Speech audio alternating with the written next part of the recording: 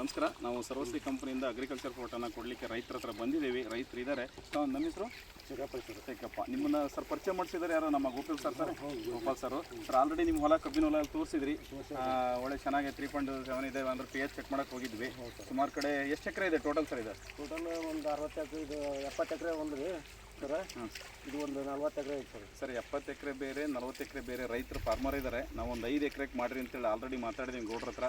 ಭಾಳ ಖುಷಿ ಆಯಿತು. ಚೆಕ್ ಮಾಡಿ ನೋಡ್ಬೋದು, ಅವ್ರದ್ದೇ ಬತ್ತನಟ್ಟಿ ನಮ್ಮ ಗೋಪಿ ಸರ್ ಪರಿಚಯ ಮಾಡಿಸಿದ್ದಾರೆ. ಗೋಪಿ ಸರ್, ಶೇಖಪ್ ಸರ್ ಪರಿಚಯ ಮಾಡಿಸಿದ್ರಿ.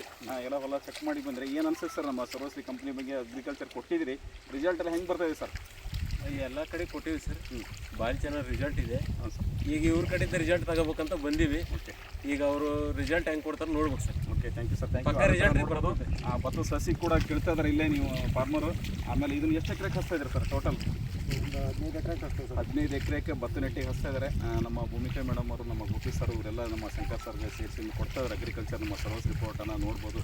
ಭಾಳ ಖುಷಿಯಾಗುತ್ತೆ. Wonderful. Thank you sir. Thank you. All the best. ಜೈ ಸರ್. ಜೈ ಸರ್.